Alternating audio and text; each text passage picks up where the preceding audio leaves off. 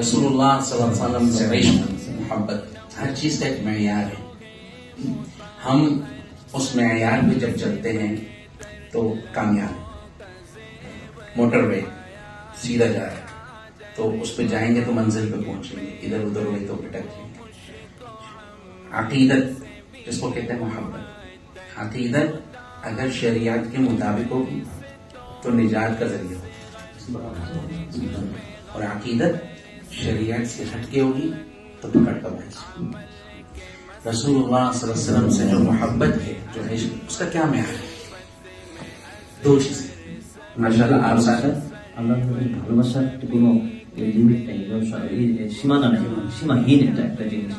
এটাকে যত বেশি আগে বাড়াতে পারবো, যত বেশি আগে বাড়াবো, যত বেশি এটাকে সামনের দিকে নিব, সেটা তত বেশি আমাদের ই হবে। উনি এক কথা বলছেন যে এটা আমার শরীয়ত, যখন আমি শরীয়ত মোতাবেক, শরীয়তের সবচেয়ে মূল্যবান জিনিস এটাই, তো এটাকে যখন আমি ঠিক রাখবো এবং উনি বলছেন যে শরীয়ত মোতাবেক আমি যখন আল্লাহ রাসূলের ভালোবাসাটাকে এই আকীদা এটা পোষণ করবো, তখন এটা আমার জন্য শরীয়তের সর্বোচ্চ জায়গা পর্যন্ত যাওয়ার কারণ হবে। फिर जो आप सल्लल्लाहु अलैहि वसल्लम से इश्क और मोहब्बत है अजीब है। दो चीजें हैं इसमें, एक है रसूल करीम सल्लल्लाहु अलैहि वसल्लम की जात अक़दस से मोहब्बत, और एक है रसूल करीम सल्लल्लाहु अलैहि वसल्लम की इताअत से मोहब्बत। বলতেছে এটা আল্লাহ রাসূল সাল্লাল্লাহু আলাইহি ওয়াসাল্লামের সাথে ইশক, এটা কিন্তু দুইটা ভাগ আছে। একটা হলো আল্লাহ সাল্লাল্লাহু আলাইহি ওয়াসাল্লামের জাতের সাথে, মানে স্বয়ং রাসূল সাল্লাল্লাহু আলাইহি ওয়াসাল্লামের সাথে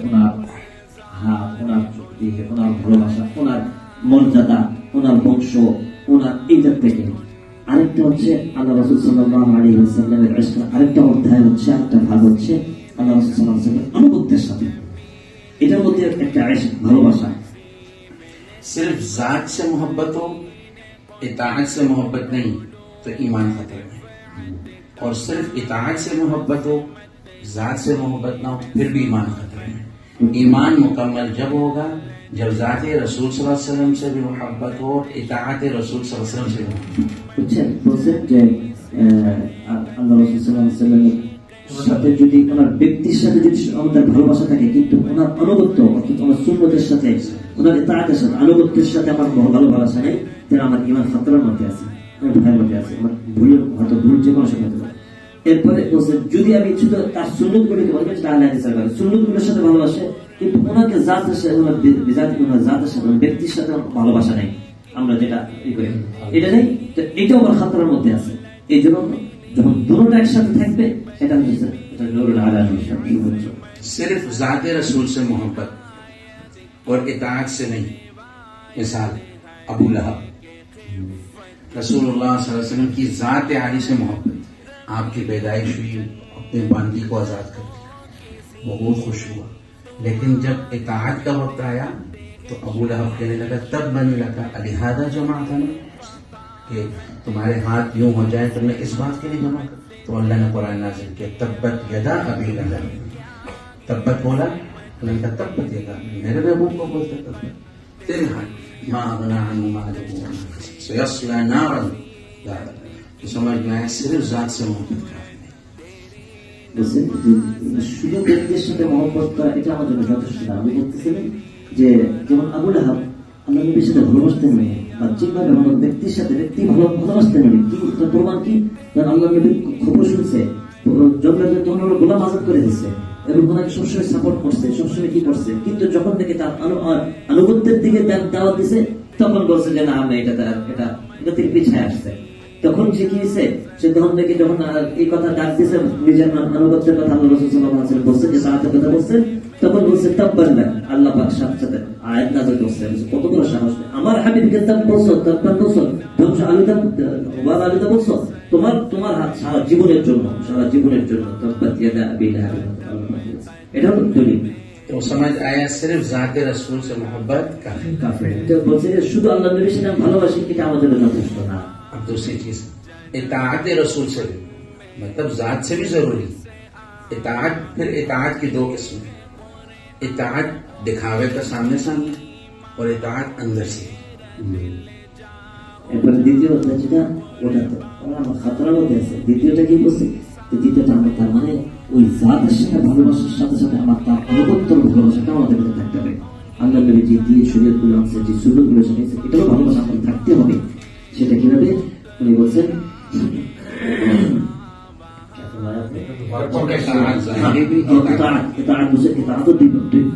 একটা হলো প্রকাশ্যে বাহ্যিক ভাবে এটা সুন্নত আমি করতেছি, জামাতের সুন্নত, আসলে আগে জামাতের সুন্নত আমি করতেছি, এর সাথে সুন্নত করতেছি, এটা আল্লাহ নবীর সুন্নত আমি করতেছি, এটা একটা বাহ্যিক। আর একটা অন্তরের ভিতর থেকে আমার ভালোবাসা, অন্তরের ভিতর থেকে আমি আল্লাহ নবীকে ভালোবাসি। সেটা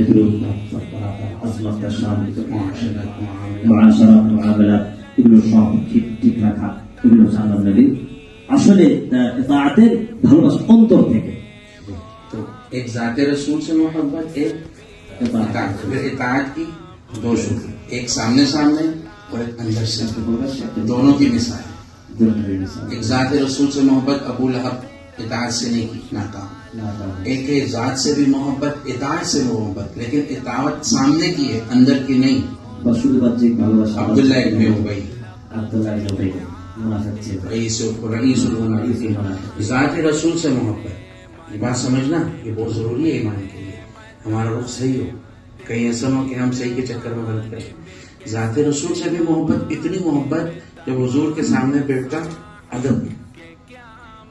और इताअत से भी मोहब्बत थी, इताअत लेकिन सामने दिखावे की, लेकिन पीछे जब जाता तो दीन के खिलाफ काम करता। तो अल्लाह ने कहा इन्नल मुनाफिकीना फी दरकिल अस्फली मिनन नार।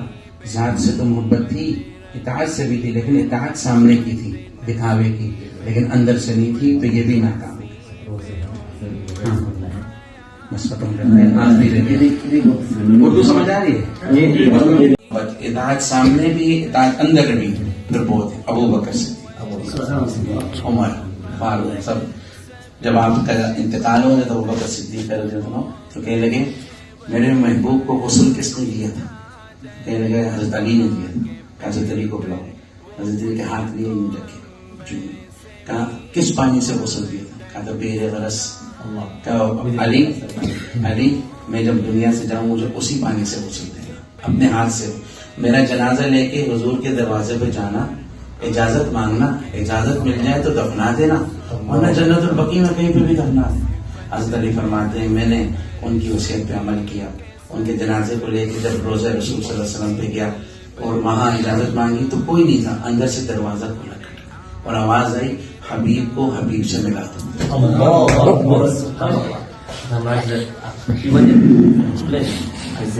উনি উদাহরণ দিয়েছেন, একটা উদাহরণ, যাক আমরা সামনে ইনশাআল্লাহ বিস্তারিত বলবো আপনাদেরকে। দেখেন উদাহরণ, এটা হলো আসলে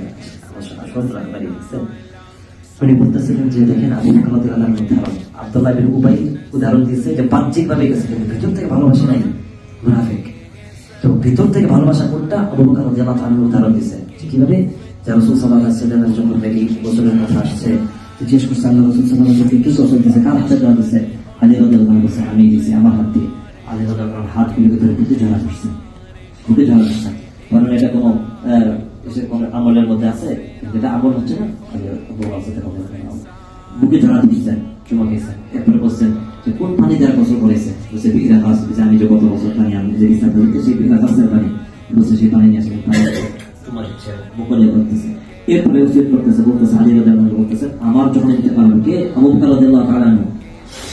আমাদের বুঝতে হবে আমরা যে পথে চলি, আমরা ওনার পথে চলি, এই পথটাই আমাদের, যেটা নাকি আমাদের জাতের সাথে এবং ইতাআতের সাথে, জাহিরি এবং বাতিনি, আবু বকর রাদিয়াল্লাহু আনহু নমুনা, এটাই আমাদের মূল হবে, আমাদের ভালোবাসা, আমাদের ইশকের এটাই নমুনা হবে।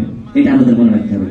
কি করছেন আবু বকর রাদিয়াল্লাহু আনহু? বলছেন আমার যখন দাফন হবে আগে আমার ভিতরে তোমার হাতে ওই পানি দিয়ে তুমি আমাকে গোসল দিবা এবং আমার লাশটাকে উঠায় আল্লাহর রাসূল, এখানে আমাদের অনেক বড় শিক্ষা, আল্লাহ রাসূল সাল্লাল্লাহু আলাইহি ওয়াসাল্লামের দরবারে নিয়ে যাবা, ওনার দরবারে রেখে ওনার থেকে ইজাজত চাবা। যদি ইজাজত দেয় তাহলে ওনার পাশে আমাকে দাফন দিবা, যদি ইজাজত না দেয় তাহলে আমাকে দুনিয়ার যে কোনো প্রান্তে আমাকে এনেকে ফেলে দিবা, আমাকে দাফন দিবা।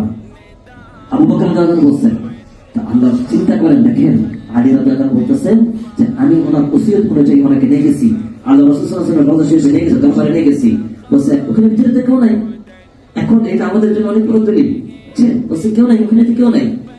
বলছে কিন্তু যখন আলী রাদিয়াল্লাহু আনহু বলছেন আমি ওনার ওসিয়ত অনুযায়ী বলছি যে ইয়া রাসূলুল্লাহ আপনার অনুমতি চাচ্ছি আবু বকর রাদিয়াল্লাহু আনহু দাফনের জন্য। ভিতর থেকে অনেক আওয়াজ দেওয়া গেল, অনেক আওয়াজ দেয়, আস্তে করে দরজা খুলে দিলেন, খুলে গেল, দরজা খুলে গেল, ভিতরে থেকে আওয়াজ আসছে যে আবু বকর তার হাবিবকে তার প্রিয় থেকে প্রিয় বান্দার সাথে মিলিয়ে দাও, যোগ করে দাও। সাথে সাথে ইজাজত পেল আর উনি তার দিল। আজকে আমি মনে করি আমাদের অধিবেশন, আমাদের সবক এটা অনেক বড় ঐতিহাসিক একটা সবক হলো। এটাই আমাদের জন্য সবক, এটাই আমাদের জন্য আজকে আমাদের যে বিষয়টা, আমাদের যে বিষয়টা ছিল সূরাতুল মুমিনুনের শেষ ক্লাস ছিল আজকে। এই মুমিনুনের শেষ সিফাতের উনি পুরো ব্যাখ্যাটা করে দিয়েছেন। আল্লাহ পাক পুরো এটাই এনে দিয়েছেন। এটাই হলো মুমিন। পৃথিবীতে আল্লাহ নবীর পরে সবচেয়ে উত্তম মুমিন হলো কে? আবু বকর সিদ্দিক রাদিয়াল্লাহু আনহু। আমরা যার অনুসরণ করি, যার পথে চলি, যার বিষয় থেকে আমরা আমাদের নমুনা মনে করি, উনি ঘটনা হিসেবে আল্লাহ ওটাই পেশ করা দিয়েছেন। ওটাই আমাদের মাঝে মেহমানের মুখের থেকে আমরা শুনতে পারি। এটাই আমি বলতে চেয়েছিলাম যে মুমিনদের সিফাত কেমন হওয়া উচিত, আবু বকর রাদিয়াল্লাহু তাআলার হওয়ার মতন, ওনার মতন হওয়া উচিত, সেটাই চলে আসছে। আল্লাহ পাক আমাদেরকে কবুল করুন। आप हजरात का रोजा है, इस मैदान को छोड़ेंगे नहीं। इस मैदान को जहाँ ये अल्लाह ने आपको चुना, अल्लाह ने चुना। हाथ उठा, किसको नहीं चुना? माल वक्त इस पे लगाएंगे हम, और हम इससे पीछे नहीं हटेंगे। आजमाइश आएगी लेकिन फिर भी पीछे नहीं हटेंगे। यही में हमारी आखिरत है, इसी में निजात है, इसी में रज़ा है।